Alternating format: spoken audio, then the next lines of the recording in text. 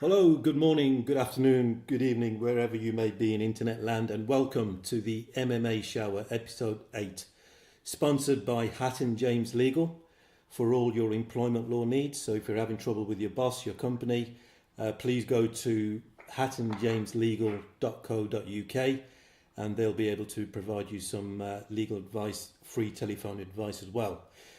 Okay, moving on to the episode. We've got episode 8. We'll preview UFC 223, which is Ferguson versus Nurmagomedov. We'll have a review of UFC London, which will happen last night. A quick review of that. We'll have emails from fans of the show, and we'll pick out a couple of other bits and pieces of news in the MMA world. And in this episode, we've got three very special guests, 3 wise men and me. So I'll introduce those chaps later. Just a bit of housekeeping before we start. To contact the show, the usual protocol at Twitter. You can go to @G the MMA Shower. So Twitter handle is G the MMA Shower. And the Let's Talk MMA is the Facebook page. And if you want to email the show, please do. We always welcome your emails and comments. Please email the show at the MMA Show 7, so the MMA Show number 7 at gmail.com. Right, moving on to the 3 wise men we've got on this month's episode 8 of the MMA Shower. Starting, so guys, if you could just give you're new to the show, so a couple of minutes introduction, what you do, how you're related to the MMA martial arts world. We'll start off with Victor Gunnars. Hi. Hi, I'm Victor Gunnarsson. I'm an Icelandic kid from Iceland. I've been doing MMA since like 14, I think, and I train out of Mjolnir MMA, the same gym as Gunnar Nelson and Conor McGregor. And I don't know why I was picked for the show, but I'm happy to be on here. Yeah, you've got a claim to fame. We'll reveal that at the end of the show. So we'll say that. Nice. Yeah, Matthew. Yeah, hi, my name's Matt Penny. I run a Twitter page and website at MMA Nature and MMAnature.co.uk. I used to train a little bit in boxing, mainly when I was like a kid and young teen. But now I'm an armchair commentator, if you like, but I'd like to think I kind of know what I'm talking about occasionally. So yeah, that's me. Okay. And last but not least, Connor Cartwright. Hello everybody, I'm Connor. I'm the current owner of MDG, Facebook, MMA Debating Group, current MMA journalist for MMA UK. Be sure to check us out, we are the biggest MMA news outlet in Europe. Also been training mixed martial arts and various martial arts since I was a kid. So yeah, thanks for having me. Okay, excellent. Thank you, guys. I know I've spoken to Matthew Penny before. We've been on a couple of shows, podcasts, but I haven't spoken to Victor or Connor. So I'll just do a quick introduction to myself. Yeah, my martial arts background, did a bit of Wing Chun Kung Fu many years ago, but my main martial art was Japanese Jiu-Jitsu. I did that for about 14 years and really enjoyed it and still do bits and pieces of it. But I think my main theme on Japanese Jiu-Jitsu is effectively MMA, because when we used to train, we used to do stand-up locks, joint locks, all the submissions, arm bars, all the judo throws, hip throws, half shoulder. I can't remember the Japanese names, but really enjoyed Japanese Jiu-Jitsu, and I'm surprised not more MMA fighters do Japanese Jiu-Jitsu, but there you go. So that's a bit of my background. But moving on to the main part of one of the main parts of the show is there was a card in a UFC fight night in London last night, which it was Verdum and Volkov. We just want to give a couple of minutes recap on your thoughts of the card if you saw it, just with the co-main event and the main event. And I'll start with Matt. Your thoughts on the co and the main event, please.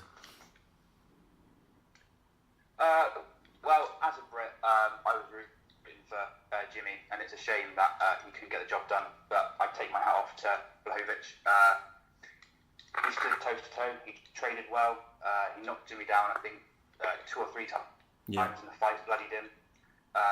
It was the fight that I always, to the build-up, I always thought that it was the rematch that nobody really needed or wanted. But it did get fight of the night. So maybe a trilogy fight somewhere down the line might be quite cool, because it was a good fight last night. On neutral ground or something, yeah. Yeah, it's, with the division sort of tied up until late summer with DC. Yeah. It might be a fight to fill in. Fill in a good fight somewhere down the line in summer, maybe. Okay. Yeah. I wasn't rooting for Volkov, but I picked Volkov in the build up. I thought. Yes, I remember that you did. He would have won. Yeah. So fair play. Verdum is a crazy guy. He can come out with some crazy stuff, like the overhead kick that he did with Travis Brown. But yeah, it was a good fight, and I'm glad that Volkov won, because we need fresh blood in the heavyweight division. So we've got that now. He's Volkov, I think, in my estimation, jumps quite near the top of the pile. So I was pleased overall. Okay, thank you for that. Victor, to you, please. Okay.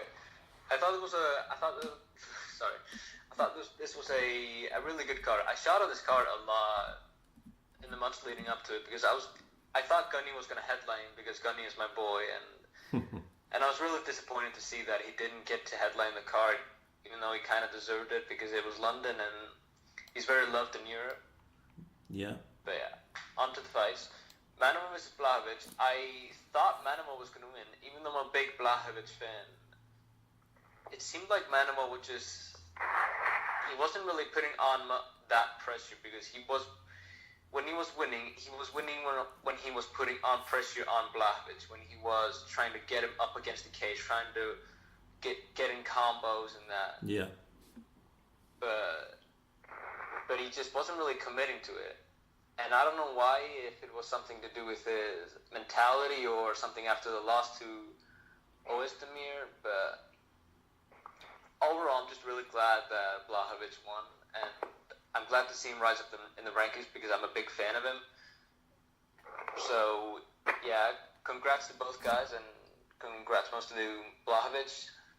And then, onto Verdum and Volkov. I thought I wasn't really impressed with Verdum this night. I mean, I'm not really the biggest Verdum fan, but I respect him on a level, because he has beaten a lot of tough ass dudes like Mark Hunt and Fedor Emelianenko, but it just seemed like tonight he didn't have that killer instinct, or just that he had before. I mean, he was tripping over and over every time he threw a kick here and there. Yeah, it was almost like he wasn't taking it seriously for some reason.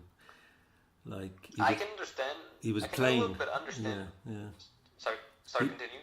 No, I'm just saying he looked like he was playing. It was weird. Yeah. Yeah, it was just a little bit weird. I made a joke that he had either he had the worst balance of all time, or he just kind of wanted to get Volkov into his guard, which I don't know why, because Volkov is aware that Fabricio has insane jiu-jitsu, so he just ended up, Volkov got back up, and he threw some bombs at Verdum, and I'm sad to see Verdum lose, because I feel like he's a really good guy, but hats off to Volkov, and I'm glad to see that we're seeing the division evolve more, seeing more contenders get in. Because a lot of people will complain the heavyweight division is getting old, and there's not many contenders, but there are a lot of contenders in the heavyweight division. And you need some young blood as well, don't you? Exactly. Yeah. And Volkov is exactly that, young blood. Excellent. So yeah, that's what I think of tonight's card. Okay, and Connor? Hello. Yep. Obviously, Blachowicz had a phenomenal performance last night against Jimmy Manuwa. Manuwa was, of course, favourite going into this bout. He did actually actually landed some very flush shots against Blachowicz, especially in the first round. With obviously Blachowicz rocked Manuel with about 2 minutes left at first. He also applied tremendous pressure, which I was really surprised with, applying it to Manuel, of course. Obviously, in the second round, once Manuel was rocked in the first, he seems to be recovered. And yeah, he did the head kick that, Yeah. in my opinion, Mm-hmm. did have him in quite some danger, and I loved his onward pressure from there.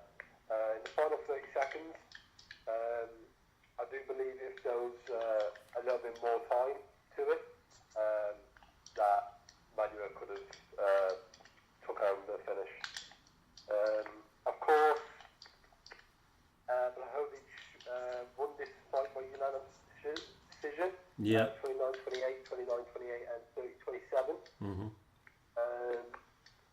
We're all aware that Jan Blachowicz isn't the youngest of fighters. He's, of course, 35 years old.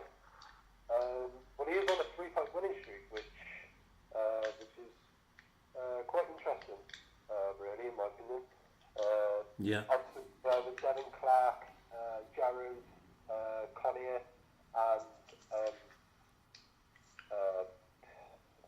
Jim Emanuel. Tell this guy's name, man.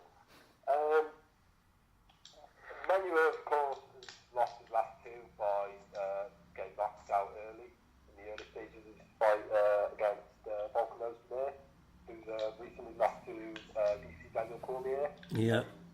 And so recently, Jean Blachowicz. Jean, of course, said in his press conference afterwards that he likes Shogun Rua, down to because he's a legend. But I do believe Blachowicz did do a great job and thoroughly deserved the victory over Manuel. Yeah, and Verdum and Volkov. Okay. Volkov, phenomenal performance. Stayed very patient against Fabricio Verdum, especially in the first round. Of course, Fabricio Verdum spent the majority of the fight on top, on the ground. As soon as Volkov managed to find himself back on the feet, immediately coming back over to Verdum with a knee to the face, followed up by a right uppercut. Verdum, of course, was winning the first two rounds, in my opinion. The third, either way, in the fourth, we all know what happened with Yeah. Alexander Volkov scoring the knockout victory. Talking upon their next bout, who would like to see them face next. Yeah. Volkov, I do believe he will get the winner of Curtis Blades versus Alistair Overeem. Of course, they'll fight at UFC 225. Or actually, Francis Ngannou. Of course, his last loss is Stipe Miocic, the current UFC heavyweight champion. Yeah. At UFC 220. But in my opinion, I would enjoy to see Volkov square off against Francis Ngannou. Oh, yeah, yeah. Of course, he's still ranked as the number one contender in the heavyweight division. He is, yeah. Yeah. I would really enjoy to see that fight. Of course, Francis Ngannou prefers to fight on the striking wise. Yeah. So does Volkov, so it would be very interesting. And Ngannou also, of course, has one-punch knockout power in both hands. And yeah, for Verdum, I do believe he needs to go back to training camp and adjust on the mistakes he made against Volkov. I do believe he would have took out this victory if he continued to take Volkov down and smother him. Yeah. But I would have enjoyed to see him fight Andrei Arlovski next, who's currently currently ranked the number 9, I believe, in the heavyweight division. And he's fighting, Arlovski's fighting Bam Bam, from the guy from New Zealand in... Tuivasa. Yeah, that's the chap, yeah. There's been talks of that. I made an article on MMA Motion and MMA UK on that. Mm-hmm. And very recently when that come out. Of course, that's just talks. But it's just depending on the big fights. Of course, Zoom isn't going to immediately jump straight back in, so he could also fight the winner of Tabasa and a lot. But of course, Arlovski is not outstanding in his last 2 performances against Stefan Struve and Junior Albini. Yeah, cool, thank you. Yeah, I'll just give my views. I think you've said quite a lot on Manuel Blachowicz. I don't know, Manuel just seemed, he kept trying to set himself up for that left hook, and he was getting really square on, and that's when he was getting tagged with the jab. And you know, Blachowicz was throwing 2 or 3 jabs. It wasn't just a 1 jab, and that's what bloodied Manuel's nose and got the redness around his eye. So Manuel, really strange performance. He was saying last year he's going to fight DC. I think DC would have just, would destroy him, take him down. If DC can take a punch from Anthony Johnson, Daniel Cormier can take a punch from King Kong, but and come back. So he didn't look focused. Yeah. But I think Manuel, it's a bit of a slippery road, because had he beaten Odesmir last summer, or when he lost, he would have been next, for the title shot, but he didn't get it, obviously. So Manuel has to rethink his maybe his strategy. He can't just be a 1-punch knockout artist and rely on that. Whether it's too late to do that now, I don't know. He's a very athletic guy, so maybe it's how his IQ adapts to that change. Well, he's also 38 years old. He's pretty old for how he looks. He started quite late though, didn't he? I believe he hasn't had a lot of wear and tear. I would also like to add on to your point that, of course, when you were, as you say, is a knockout artist, can't always rely on that ability. But I found he wasn't really setting that right hand up or the left hook up to his advantages. Just trying to get right into the pocket and landing those big shots. Which don't you think he was like, when he was in the pocket, he was like standing there and thinking, right, I'm going to do this and this left hook, and by the time he thought about it, maybe for a second or two, he probably ate 2 or 3 punches. He was weird. Yeah. Exactly. It's, of course, obviously, when you have a rematch against some people, it can result in looking to do it in more fashionable style. I do believe that. Make a statement. Yeah. Fine. Yeah. Blachowicz, he did a phenomenal job. He knew where he went wrong in the first. Absolutely. Give him credit as well. Yeah, absolutely. Yeah. Phenomenal performance by Blachowicz. You can't take anything away from that. No. Oh, I forgot to add on to Blachowicz. It's something that he needs to absolutely work on, and that's his cardio. Absolutely. Yeah. Did you feel he was gassing a bit? I mean, I think he gassed in the first round, basically, from all those flurries. Yeah. But he's a big guy. He's carrying. He got really excited. He knocked Jimmy down, and then I think there was like 30 seconds of the round left. That's right. Yeah, he did. Yeah. He sort of went all in, didn't he? Yeah. Yeah, he was obviously gassed.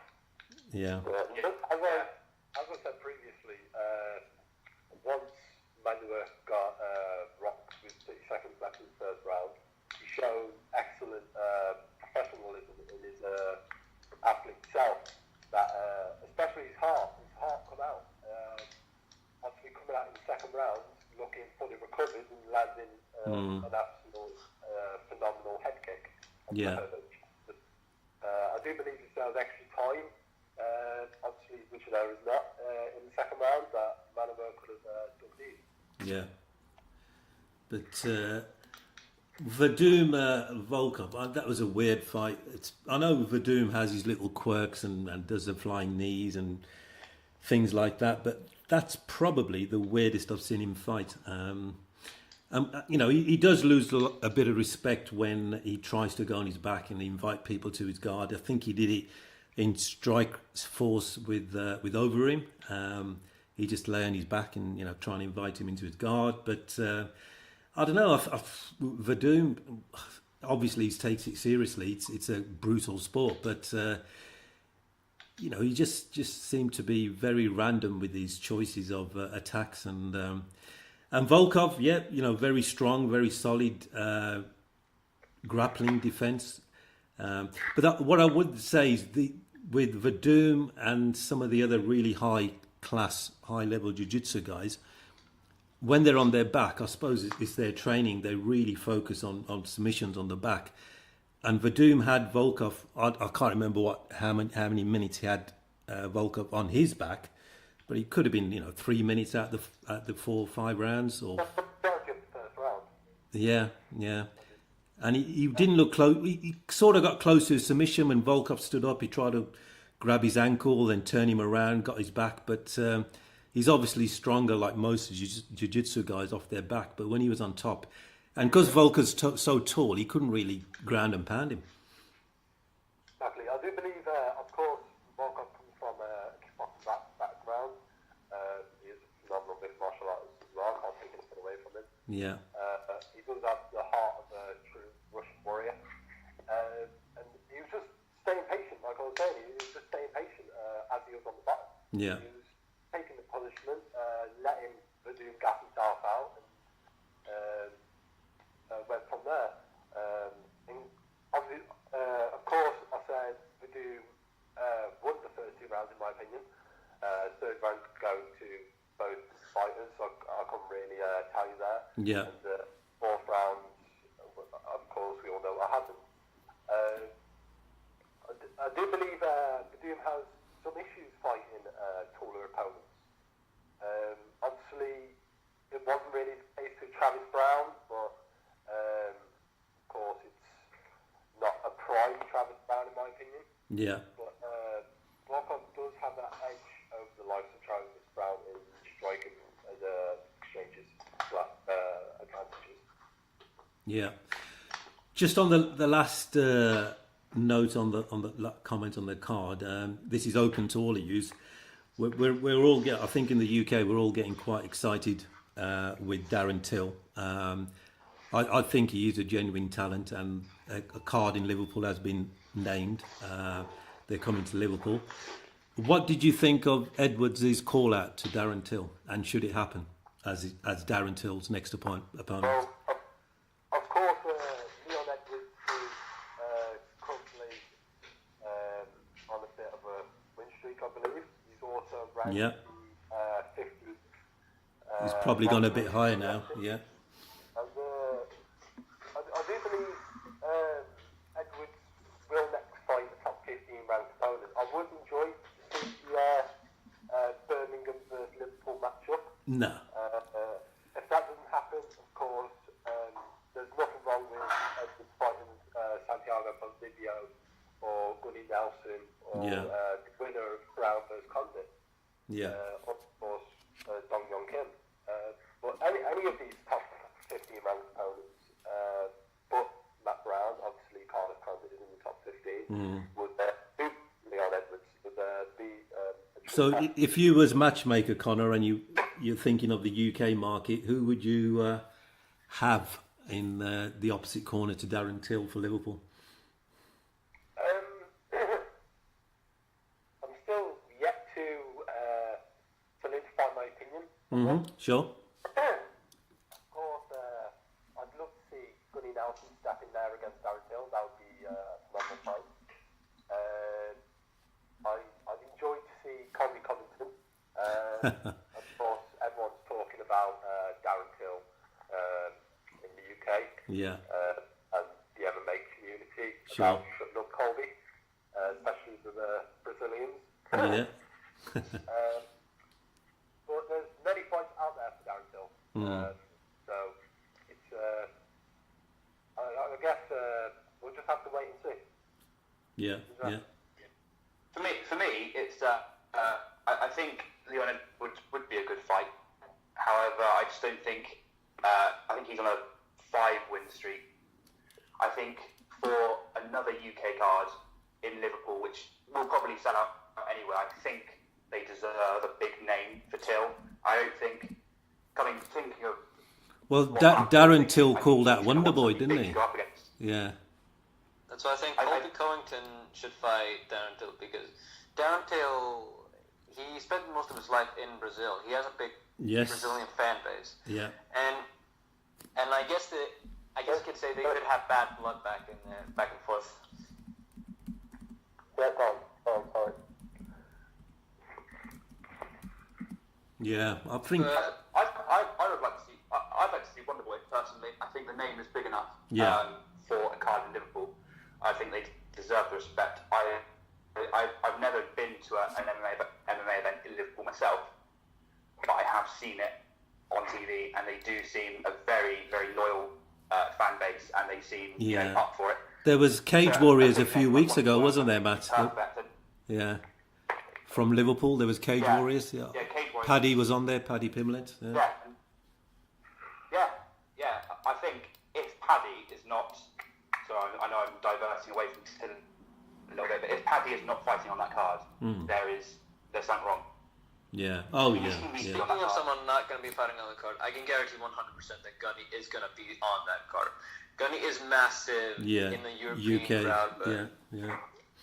I mean, I don't know who he is going to fight, because a lot of the guys above him are just denying fighting him. Like Darren Till turned down a fight against him. I remember Kamaru Usman this night fighting against Gunny and everything. But I can see guys like Dong Hyun Kim or maybe even Leon Edwards fight Gunny in the co-main event of Liverpool. Yeah. I don't want to go against your point of view, but of course, putting Dallas is coming off the loss against Santiago Ponzinibbio. Obviously, Santiago Ponzinibbio did cheat, in my opinion, with the icon. Agreed. With the Perry, yeah. But Darren Till, I do believe is looking for someone in that top 10 category. Of course, I say Leon Edwards, but it's the UK scene, it's UFC Liverpool, who would love to see two prize UFC British fighters go at it. Mm-hmm. But I do believe, obviously, Darren Till has said he would fight Mike Perry, even though he's on 2-fight losing streak, which to me is just I don't know what you want to call it. It's just a stepping stone to get him more attention. Really, to gain more attention. But of course, what Matt was saying, I would love to see Darren Till face Stephen Wonderboy Thompson in Liverpool. Obviously, Wonderboy and Darren Till are both loved in their countries, and it would be the classic karate versus Muay Thai matchup.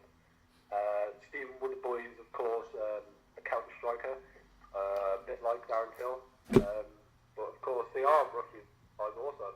So it would be very interesting to see, and of course Darren Till has that advantage, whilst Stephen Wonderboy has that speed advantage. Yeah. No, I think it was. It wasn't the greatest call out by Edwards, but fair play to him to call Darren Till out. He was in the audience. Birmingham, Liverpool, there's a bit of a ring. I mean, in England, if you follow football, Manchester United, I'm not sure if Till is a Liverpool fan or Everton. I presume he's a Liverpool fan. But if it was Manchester, Liverpool, then that would be an amazing rivalry. But they're obviously trying to build him up. So for his matchup, you're not going to give him the worst opponent, especially in his hometown. Wonder Boy would be potentially a classic stand-up war because of their styles. It's too early for Edwards, in my opinion. If Edwards can get 2 or 3 more wins under his belt on like a main card, especially on even a proper pay-per-view, I think he'd be great. I just think it's too early for him. Yeah. I believe that Edwards is still coming through the rankings. Of course, he's number ranked 15 right now in the UFC welterweight division. But he isn't the smallest of welterweight. Decently sized for a welterweight.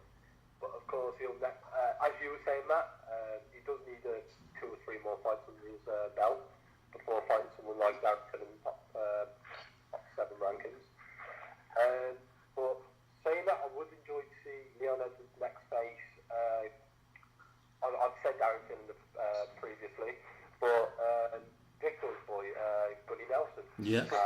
UFC Liverpool. There would be an interesting fight. They're both top 15 rankings, so there's a fight to make. Especially since both guys are really good on the ground and are the only guys to ever submit Albert Tumenov. Exactly. Yeah, good point. Yeah.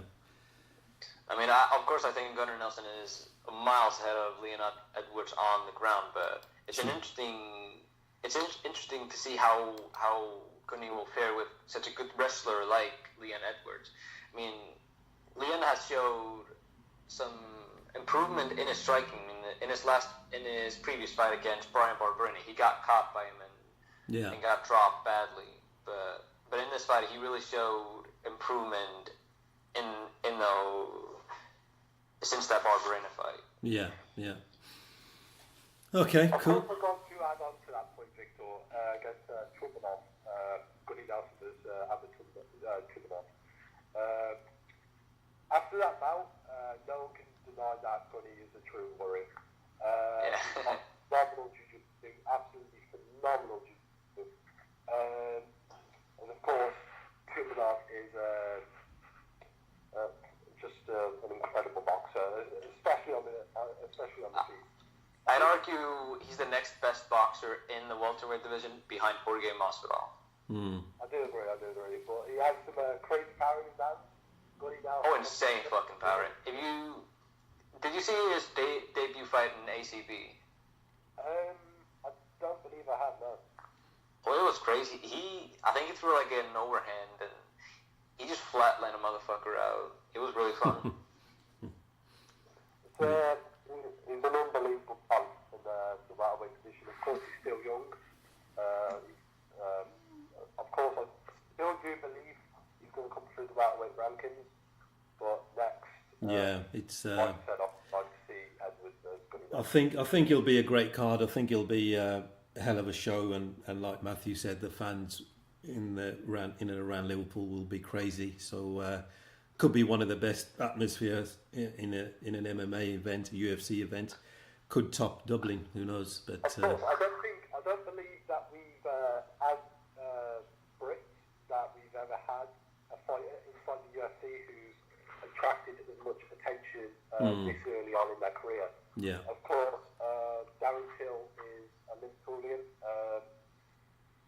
but he did live in Brazil for quite a bit. But of course, he has the support of the UK fans and also the Brazilian fans. So there is a lot of support by Darren Till. Absolutely, and I think he's created a new language. It's a cross between Portuguese and Scouserguese. If you haven't seen it, to the listeners, go onto YouTube and he'll say some phrases in Scouse, which is English with a Liverpool accent, and then he'll go into a few Portuguese phrases. It's pretty hilarious, his interviews. So it's moving on to the man of all trades. But yeah, you're right. He's a genuine talent, and we should be right to be excited in Britain as well. And but moving on to UFC 223, which is Ferguson versus Nurmagomedov on April the 7th. We were going to go through the main card, but there's a lot of fights on the main card, so I'll pick sort of two fights and then go around the table, and you can give your preview of the. But it won't be the whole main card. It'll probably be 3 or 4 fights from the main card. I'll start with Matt. Iaquinta versus Felder, and Chiesa versus Pettis. If you could preview those 2 fights, please. Yeah, sure. I mean, how the mice have fallen with Pettis. I mean, a former 2-time lightweight champion, and his record since losing the belt. Yeah. 2015 is 2 wins and 5 losses. You'd have to say quite a dramatic fall, isn't it? It probably hurts everybody. Yeah, it is dramatic, and it would hurt everybody to say. But I think if you lose against Chiesa, you'd probably say he's in danger of being cut. You'd have to say. It's a good awful loss against Kevin Lee / Yamasaki last year, which, to be fair, the rear naked choke was locked in on Chiesa. He would have tapped, but he didn't. But whatever we want to say about that. Both to scrap it out. Pettis probably maybe a little bit more all-rounded, likes to throw hands. But I could talk about the lightweight division like all day, like I love it. But I think Chiesa will get the win, and I hope he does. Yeah. I still see a future. It's almost like Pettis is maybe asked maybe a little bit. I hate to say it, but Do you think Pettis might get submitted by Chiesa? I can see good. I think Chiesa will win by submission. I just rate him highly, and I think the Kevin Lee fight had more to it if it was allowed to go. But it wasn't. So Okay. Never mind. Ian Quinter. Yeah. Is on a 5-win streak, I think, technically, if you exclude the 2-year hiatus. Yeah. Which I think sucks, because I think I think he said there was contract issues with the UFC. Yeah, So, he's talked about that for a good 18 months. Yeah. Yeah, he took like a not a big chunk of his career, but like almost 18 months, 2 years, talking about the contract, and it's like, well, if you just took the fight that he had, I forget who it was, but he had a fight arranged, didn't he? You At did. some point. Yeah. He just took it and just got another win there. I think at this point he could have been in the top of the rankings. He could have been in for a title shot at this point if he won it. Yeah. Felder had a great year as well last year. I think he had 3 wins, but I think the opposition were quite small fry compared to Iaquinta. Yeah. So, both of them brawlers. Both of them have got most of their wins are knockouts and TKOs. So Charles Oliveira, he's a grappler mostly. Okay. All right. Okay. Well, that just shows that Felder Iaquinta. He can go for it wherever is thrown at him. So I think it will see. We can see if Felder actually is the real deal against a big opposition, but I think Iaquinta will get the win. Again, just to push him on in the division and get some wins in there. Should have had possibly in that 2-year hiatus and move up the rankings. Yeah. Okay. Cool. Connor, same 2 fights. Bit of a preview. Of course, Iaquinta, phenomenal fighter. Same with Felder, phenomenal heart. Yeah. I don't have a whole opinion on this. Okay. But, I am a fan of both of them. Mm-hmm. Of course, UFC London has just went.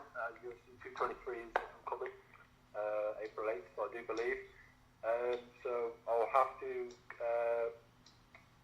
get back to you shortly about my opinion.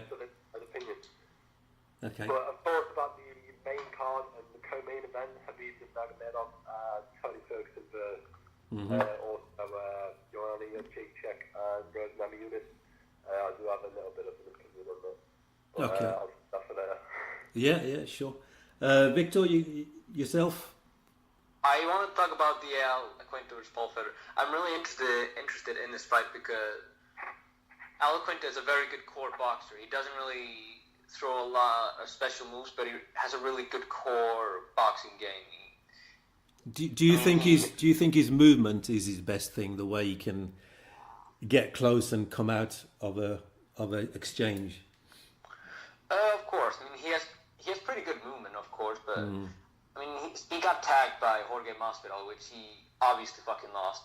but I think he can cause Paul Felder a lot of trouble. Speaking of Paul Felder, I don't think his boxing is nearly as good as Iaquinta, and his power, and Iaquinta has way more power than Paul Felder.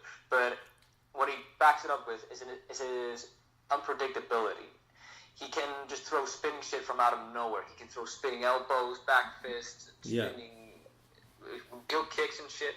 And he's also, I would say he's probably better on the ground than Iaquinta because if you look at his fights against Stevie Ray or DuBronx, he got them down pretty quickly, and it really showed how good his ground and pound really is. I mean, he threw some brutal ass ground and pound on those two.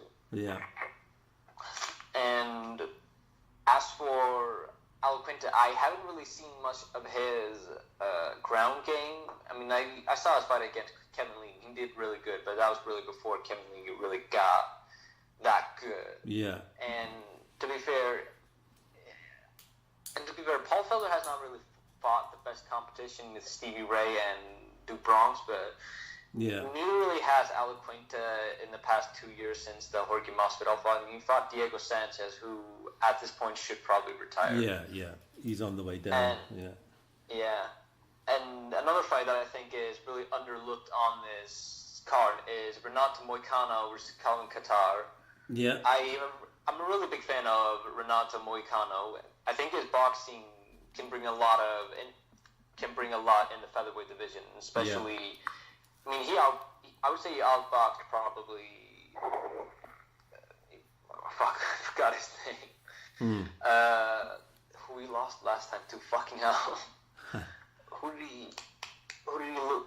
The guy who beat Frank Edgar. I can't believe I can't remember his name. The guy who beat Ortega. Brian Ortega. God damn it. Brian Ortega. Yeah. I'm sorry. I'm deeply sorry. But yeah, I think he outboxed Ortega. I mean, Ortega was losing before he got that guillotine choke. Mm-hmm. And he won. He beat Jeremy Stevens, and he probably should be ranked a little bit higher than 10.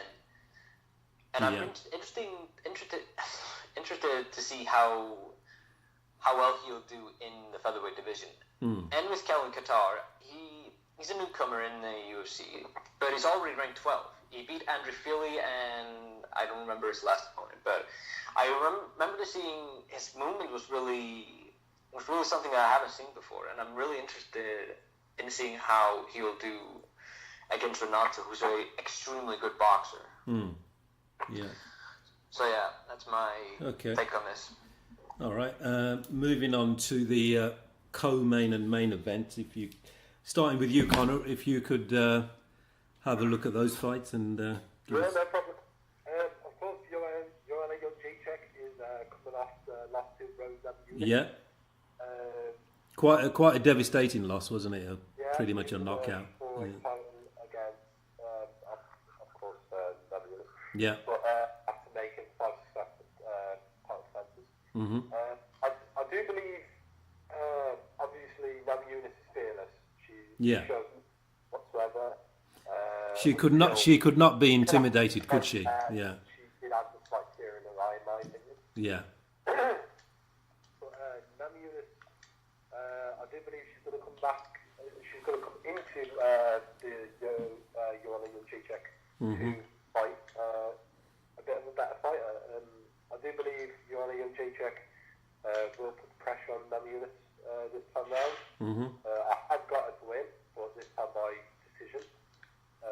So who are you going for? Sorry, on that. Jędrzejczyk. Okay. So you think she's going to avenge her loss? Yeah, I do believe she will avenge her loss and go on to make multiple title defenses before moving up.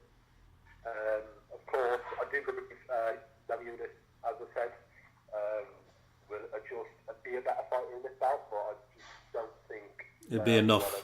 Yeah. Okay. As for Nurmagomedov, quickly, of course, Khabib Nurmagomedov is currently 25-0 in his MMA career. He's on a 9-fight winning streak inside the UFC.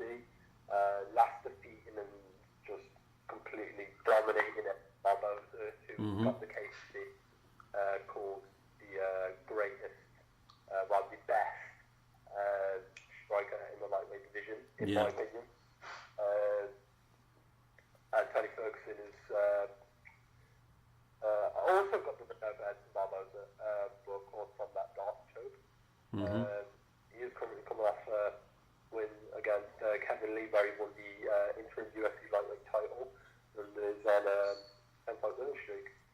I do believe, in my heart, Tony wins, because of course I've been a fan of this since the Lesnar Tough series. Lesnar versus JDS. But my head is beginning to lean a bit towards Khabib Nurmagomedov, more women studying. It's just his sambo wrestling, of course, like Chelsea said. He's got that style of fighting that we haven't really seen in mixed martial arts, like the UFC, which of course is sambo wrestling. It's a bit like, it reminds me a bit like the Hoist Gracie era, where no one was used how to defend anything. Mm. It does remind me of the Hoyt Gracie era, just dominant. Yeah. Okay, cool. Victor, if you could give us your thoughts on those two fights, the co-main event and the main event. Alright. Rose Namajunas versus Joanna Jędrzejczyk. I think that now this will be a very interesting fight to see, because I want to see if Jędrzejczyk has really changed her game a lot. Mm-hmm. And I'm still a big Jędrzejczyk fan, even though she talked a lot of shit coming into the first fight, and she lost in a brutal way. But I'm still a big fan of her, and she has a lot of heart, and clearly always is trying to improve, as you would see between her fights, like between Kowalkiewicz and Andrade. Yeah. But in Rose Namajunas, I think she will come in with the same game plan as before, like coming in with that movement and fight on the outside, and with that little creeping movement that she comes up with Jędrzejczyk. Mm-hmm. I'm kind of leaning towards Rose Namajunas, but I wouldn't be surprised if Jędrzejczyk would win. Of course, Namajunas is 100 times better on the ground than Jędrzejczyk, so I doubt Jędrzejczyk will want to go on the ground with Namajunas. But I think that what this will come down is cardio, and if Namajunas will be able to go into the later rounds with Jędrzejczyk, because Jędrzejczyk has some of the best cardio I've ever seen in MMA, up with Frank Edgar and all those crazy ass motherfuckers. But I'm kind of leaning Rose Namajunas with a submission win in the 4th round. Okay. Yeah. And, do you think that will be pressure and cardio? Pressure and cardio in the later rounds, yeah. Yeah, I think that could play a big factor for Jędrzejczyk, but I also think Rose Namajunas just, I don't know, it's just a gut feeling I had. It's not really logical of me to think, but it's just kind of a gut feeling. Mm-hmm. As for Tony Ferguson Nurmagomedov with a 25-0 record, with probably the most impressive record in MMA of all time, probably behind the GOAT, Travis Fulton. But I first thought that Tony Ferguson would take this, but I've been looking through some past fights with Nurmagomedov, and you really see that he improves a lot between his fights. Like, his wrestling always improves, his cardio always improves, his striking always improves. I mean, he is constantly on a rail that goes so fast. And he just always fights at the same pace the entire fight. He's always at the same pace. He just doesn't slow down, does he? He just doesn't slow down. Exactly. Yeah. He just throws at you with pressure until you just can't take it anymore.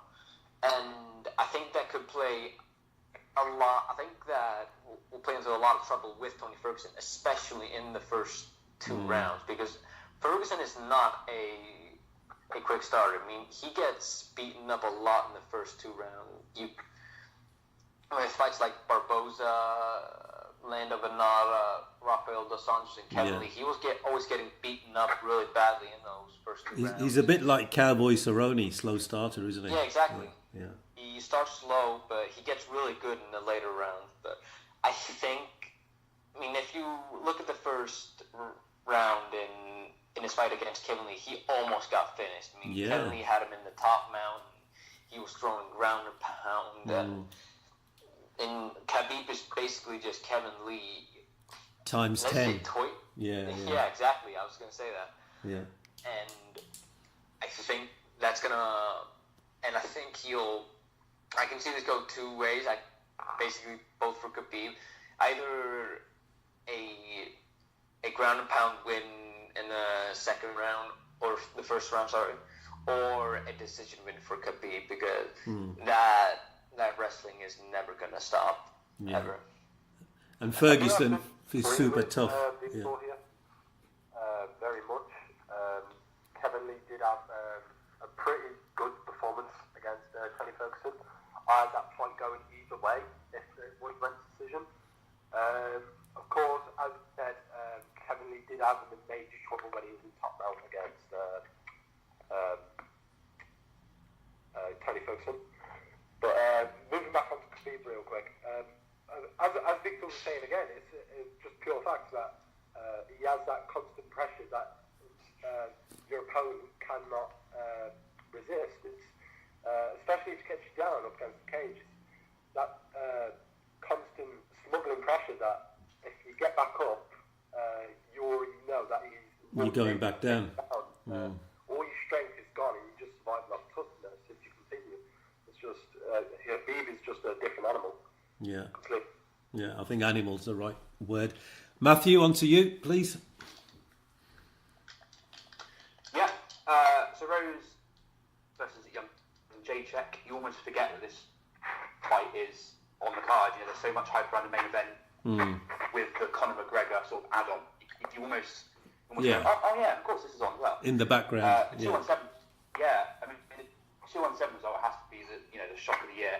I think Joanna went on to blame her weight cut, and she's left her nutritionist team now for this fight. So we'll see if that has any effect. I can't see the fight ending the same way as 217.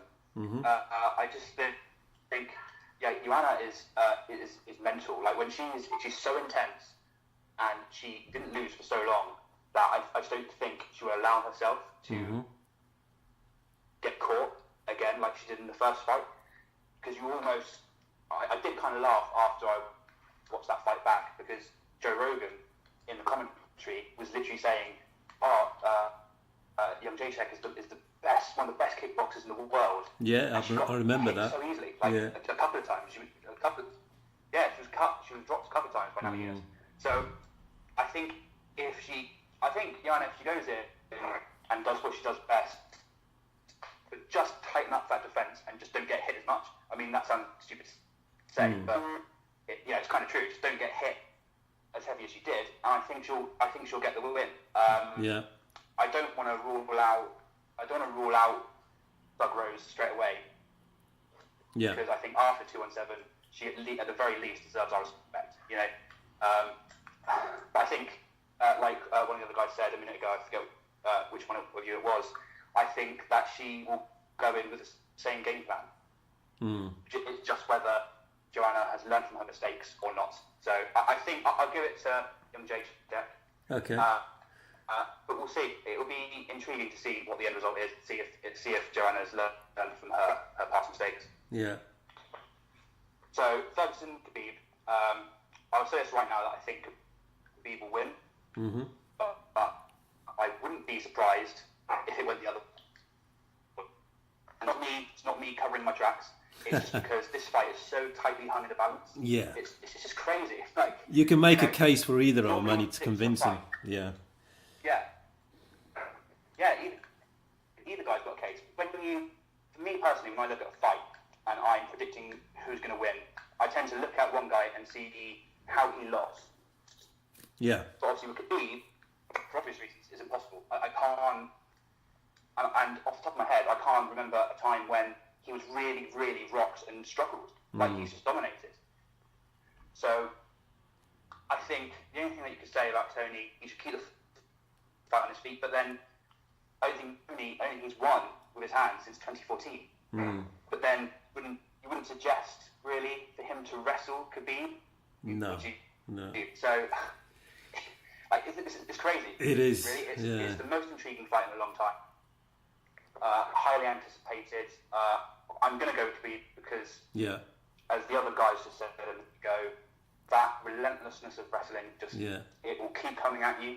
It will not stop, and he has a way. It's not just wrestling and jiu-jitsu. It's not any of that. It's just the fact that he just smothers you that you literally cannot move. Yeah. So against that, I can't see. I know Ferguson's grounded back. It wasn't that much that there's no time to even. There's no space to even breathe for his opponent. It's just constant pressure. There's no relieving it. And like I said, if you get back up, it's from pure toughness. You already know you can take it down again. It's one of the wrestling styles that we've never seen inside the UFC, which is of course Sambo. Yeah. Like I previously said as well, it just reminds me so much of his racing dominance era. Yeah. He's just forced to not be reckoned Yeah. Walked through all of his opponents so far, and I think he's going to continue as much as I enjoy watching Tony Ferguson. Yeah, absolutely. I enjoy watching both guys so much. So it's just, this fight is perfect. It's always going to be sad that one of them's going to lose. But I think Khabib, he struggled with his weight in the past a couple of times. I don't, with his skill and his wrestling, I don't see why he needs to jump up a weight. It'll be easier for him to cut. Of course, he's okay now. He's looking a lot more trim. But if he struggled again with his weight and he was forced to jump up, I don't think it'd be a problem for him. I disagree. He could honestly smother anybody. Yeah, I do agree with Matt. Obviously, Tyron Woodley on his live video has said in the past that he should just stay away from Khabib. But Khabib has only missed weight 2 times in 9 years after his 25 fights. But I think the last one was quite publicised with these tiramisu and all that. I think he might have got blown out of proportion. Yeah, so I think that's what both for. But on my thoughts on the main card, I think Nurmagomedov will win, because I think Jacek had a bit of a myth around her, bit like Tyson. She destroyed the girl to get the belt, and then she destroyed a few of their opponents to keep the belt. But Rose, I think, wasn't intimidated, and she just didn't. Not that it was hype. Joanna isn't a very effective fighter and a brutal fighter, but Rose just had more faith in herself, and I think she's lost that myth maybe a little bit, and Rose can do it again. On the main card, I think I agree with Matt. You can make a case with each fighter and change your mind every minute, but I'm going to go with Khabib, because when people say it's wrestling, but it's not. Like with American wrestling, NCAA, it's not really a finishing sport. You win on points, you pin the opponent, or you win by 4 points to 2, etc., etc. I think the NCAA championships are on at the moment on BT Sport. So it's not just wrestling; it's submission wrestling, it's combat wrestling. But on the other hand, Ferguson is a very, very good jiu-jitsu practitioner. He has a legendary Eddie Bravo in his corner. I think he's been training with him for 2-3 years. Eddie Bravo, inventor of the rubber guard and all that, beat one of the, was it Ryan Gracie, or did one of the Gracies in a tournament. So Khabib, I don't think will be scared of getting Ferguson on his back. Because if you look at some of the American wrestlers who fought really good jiu-jitsu guys, Chael Sonnen comes to mind. He used to take down guys, and he got triangled, I think, 8 times. The most famous one was in the first Anderson Silva fight, when in the 4th round, he took him down again, and he got triangled and tapped. But he also got triangled by Forrest Griffin in another fight back in the IFL or where it was. So Khabib's not an American wrestler. He's a combat sambo wrestling, which is everything of judo, wrestling, jiu-jitsu all rolled into one, and he won't be scared to take him down and beat him again and again. And like Conor said, that Ferguson probably will get up a few times, but he'll be very tired and be very hard to keep getting up. So I'm going to go with Khabib, probably decision or a late stoppage. Looking past this event on a whole, I mean, obviously, I think there's been more hype between Tony Ferguson and Conor, the whole defend or vacate thing that Ferguson keeps saying.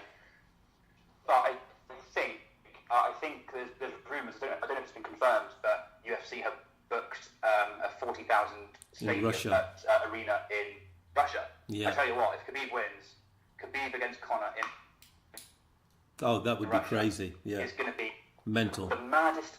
It's going to be the maddest spectacle anybody has ever seen. Like that's going to be mental. Yeah. I'm a huge Conor fan, but again, after everything I've just said about Khabib, I don't know even the great Conor McGregor, unless he gets a heavy left hand in early. I don't see how Conor could win against Khabib. But that's that's a fair. I used to think that, but then when Khabib fought Barboza, and Khabib just kept running to him, and Barboza kicked him in the head. So if he can take a kick from Barboza, I think he can take a punch from Conor. Yeah. Well, Barboza is not really that good at responding to pressure. I mean, he does often crumble when he is under pressure. Yeah. So I'm not really surprised that I did pick him to win against Khabib, to be fair, but I'm not really surprised that he lost, though. No, but the point is he took kicks from Barboza, so he can take a punch. I'm not disagreeing with you there. Yeah. I agree there. Yeah. But no, I think,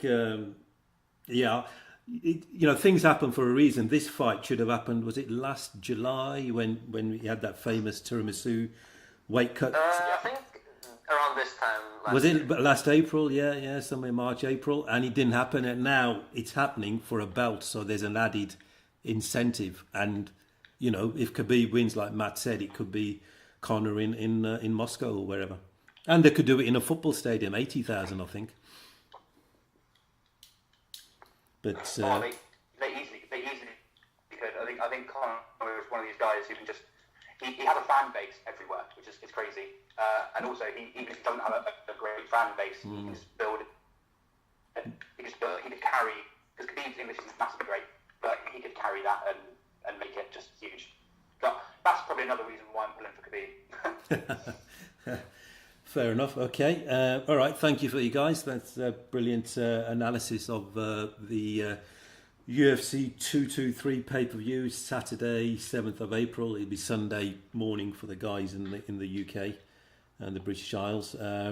But moving on we get a few emails from around the world and asking various questions, various topics. So I'm going to pick out one and just shout it out, and whoever wants to chip in can.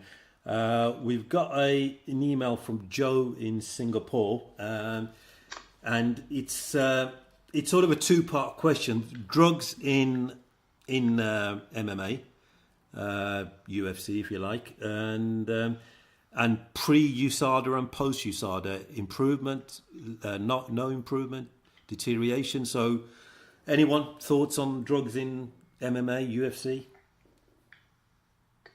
I think that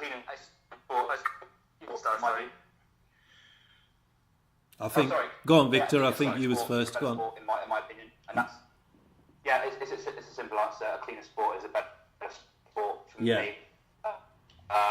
Okay, it's a question of is all of the substances on that USADA program, are they appropriate? So I would probably argue that recreational marijuana wouldn't be there. So that's probably more. Should marijuana be on there? That's what most people get caught for. I don't think it probably should be. But on a whole, USADA is a great thing because a clean sport is a better sport. Yeah. Okay, Victor, I think you was saying something as well.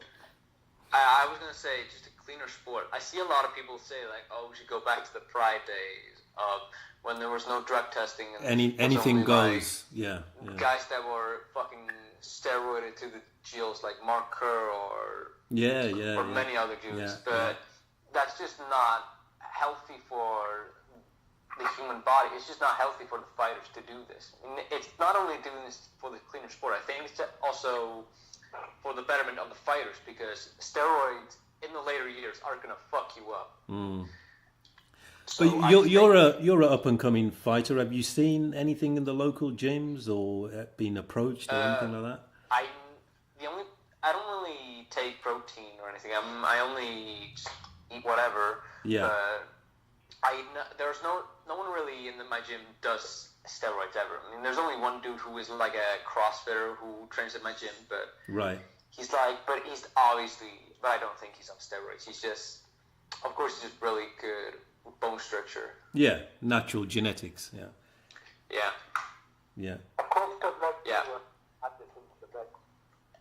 Obviously, before USADA, a name like Junior Dos Santos was just destroying the heavyweight division, like completely dominating the heavyweight division, of course, with absolute outstanding war with Cain Velasquez. But now, once USADA's come in, he was last time when he was scheduled to fight Francis Ngannou, I believe. Anyone correct me on that? But he hasn't really had the most difference. But also fighters like Stipe Miocic, who have just improved dramatically since Usado come in, is absolutely unreal. He's just been getting better and better since Usado come in. He's just one of the cleanest fighters ever. But like Matt was saying, a cleaner sport is a better sport. Yeah. It's weird how it's helped some fighters and it's been to the detriment of other fighters like Junior, Johnny Hendricks, and they haven't tested positive, so we don't know if they're on stuff, but could be coincidence. But some fighters have blossomed and other fighters have especially the Brazilian. A lot of Brazilian champions have fallen since USADA. Yeah. Yeah. I mean, of course, there were fighters that lost before USADA came, like Anderson Silva. Yeah. But he of course got busted with what else? He got busted for PEDs twice now, right? Twice now. Yeah. So, and just because you get caught once, it doesn't mean this is the first time you've done it. You could have been doing it for 20 times, 50 times. I think the most shocking one, probably to us all, was probably John Jones. Yeah, that's. But I probably think that it's for the betterment of the sport. Oh yeah. Yeah. I mean, I don't really know if John Jones did them. I mean, that's an argument for itself. If he did. Yeah, and that could be another show altogether. Yeah. But yeah, I just think that. Yeah, my original point was that Brazilian fighters just started to not really do that well since USADA. I mean, of course, there are a few fighters that are still good today. Is there a Brazilian champion in any of the weight classes? I don't think so. Aldo lost. Amanda Nunes, she's a Brazilian. Women, champion. yeah. In the men's, I don't think there's one in the men's, is there now? Since Aldo. And there's also contenders in the strawweight division like Jessica Andrade. Yeah. And the other girl. And obviously Cyborg. Yeah. Women's weight classes. Yeah, but no, I think I've been around in weight training and that, and there used to be a lot of drugs in bodybuilding, obviously, but MMA, the amount of talk of drugs is the same as bodybuilding. You got the asthmatic drugs, the clenbuterol. You've got all the androgenic drugs, the decadorbalin, and all that. So it is quite concerning that these drugs just have made their way into MMA. But hopefully, with USADA and people get. But I don't think the penalties are great. If people maybe should be given one chance, second chance, they should be out for the rest of their life. But I think it should be a bit harder if they were serious about it. That is kind of the situation that John Jones is in now. This is his second or third offence now, I think. And but I had a bit of a controversial view on John Jones because I just don't understand if he knowingly did it, knowingly took something to enhance his performance for these. Yeah. That is the most mental thing that you could ever do. He probably got tested double the amount of times anybody else would. Yeah. So if he knowingly took something, that is just plain idiocy, and he does deserve. If he did do it and gets found guilty for just knowingly taking something, he should be kicked out, because not just the fact that he's done it knowingly, but also because he knows that he is so under the spotlight. Yeah. And he still did it. Yeah. Well, it's not like John Jones. I'm interested. Well, it's not like John Jones is known for making right decisions his entire life, and he's been fucking partying and crashing cars and shit. Yeah. He got busted doing cocaine before his fight against Cormier, right? Yeah, a few weekends before, yeah. Yeah, exactly. No, it's but yeah, I mean, but when it's threatening his career directly, would he be that stupid? But his old form says he is pretty stupid at making good decisions. So why not? But no, I think it'd be good for that. You started developing though. In January. They allowed the use of CBD oil. Yeah. Which is like a cannabis. Is it a derivative or oil? Yeah. Yeah, it's not. I done an article with Mark Godfrey for the UFC London, and he was talking about CBD oil, and he takes a couple of drops before bed, and he takes a couple of drops like in the morning. And he said he sleeps so much easier. Yeah. And he's a lot more chilled out, but not in a high way. Not in a stoned way. It just mellows him out. Yeah. He just said it mellows him out, and that's now legal. So of course, some people are going to have issues with substances on these other programs, but it's developing. It will testing on stuff and make stuff legal and make other stuff illegal. So on a whole, it needs to stay, in my opinion. Yeah, no, I think that's a good point. It's a very murky subject. It's a very tricky, subject to face, and who knows what pressures the fighters are in. They've got so much glory ahead of them. Temptation is everywhere, and some of the guys give in, some don't appear. So, but like everyone I think has said on the panel, is cleaner sport has to be a better sport for the longevity of the sport, the legitimacy of the sport, and also the sport. 100%. Yeah, absolutely moving ahead and being mainstream, which I believe it's mainstream now. Yeah, at a point. Yeah, after Conor McGregor and Ronda Rousey, it's probably mainstream at this point. Yeah, absolutely. But okay, thank you for that share of opinions there. And now I did say at the start of the show that Victor had a claim to fame. Victor, do you want to explain what you're so far famous for? Socially famous? I don't really know it, honestly. You gave someone a bloody nose. Oh yeah, I was sparring with Gunnar Nelson once, and he had a cold that day, so he got nosebleeds really easily. And basically, I was boxing. I was boxing with him, and I slipped like a jab and gave him a cross to the nose, and he had a little bit of a nosebleed. I was like, oh my god. Are you okay? Did you have head guards on? Yeah. Yeah. No, we don't fight with head guards because head guards. We're actually pretty anti-head guards. Okay. Because you have to they always get in the way of your eyesight, especially when you're your vision. The only hit. It just doesn't help. No. Well, they got. That's why we're so quick to big him up earlier on in the show. Because you feel guilty, right? Yeah. The best pound for pound fighter, and I gave him a bloody nose. Not bad. But have you got any fights coming up, Victor, or anything like that? Or no, I don't really have. I'm planning on taking an amateur boxing match next after the summer because I'm only training boxing now. Okay. But right now, I'm planning on making my pro debut when I'm about 18. Okay. So how old are you now? I'm 17. Oh, right. In about a year then, yeah? Yeah, in about a year. I just turned 17 like a month ago. Oh, well, all the best with that. All the best luck with that. So thank you very much. Yeah, keep us posted. So, Connor, you want to give some information on your fantastic group on Facebook and all the good stuff you do? Obviously, at the beginning, I mentioned that I run a Facebook page called MMA Debate Group. We currently have 15.4k members, where Victor Gunnarsson is one of my phenomenal moderators, so shout out to Victor.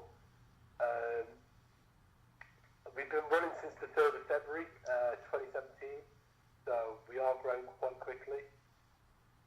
So be sure to go check us out there, and go check out MMA UK. We are the biggest MMA journalism outlet, news outlet, involving MMA in Europe. So just keep updated with both sides. And that's me. Of course, my name's Colin Cartwright. If anyone's wondering what my name is on Facebook and wants to contact me. I do train at Kaishinkai MMA. Of course. Which part of the country is that in, Connor? Shropshire. Oh, okay. Yeah. Of course, train at coaching Kali MMA, like I said. We're currently recovering from rotator cuff dislocation. It's been 7 weeks now. Close to recovering. Obviously, the maximum amount of time for a rotator dislocation is 3 months. And then I'm hoping to make a return. So yeah. Excellent. Thank you for that.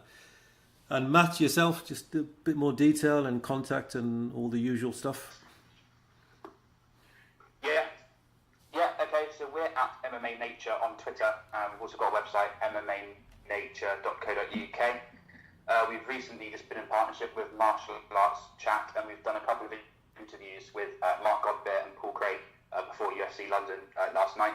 So we've got a couple of articles on our website about that, and we've got a couple of other plans for other stuff coming up going forward. On Twitter, we've got a growing group of us. There's currently 3 of us. We've got some more articles coming out. We've got a guy who's come on board called Luke, who lives in the US, who loves to do in-depth fight breakdowns. So with UFC 223 coming up, give us a follow on MMA Nature, at MMA Nature on Twitter, because he'll have a load of good fight breakdowns coming out. And we like to have a bit of fun, so I often throw out questions, and I like to get a good Twitter discussion going on with our followers about various topics on MMA. Excellent, fantastic. And Connor, you've started writing for, is it MMA Motion? I read a couple of your articles this week. MMA, yes. I did write for MMA Motion. Of course, I'm doing what's best for my MMA journalism career, my hopeful MMA journalism Sure, career. absolutely, yeah. Now I've moved on to MMA UK, like I previously said. Okay. Big MMA news outlet in Europe. Yeah. We have 117,000 followers. So if you can go like on the Facebook page and keep updated on our website.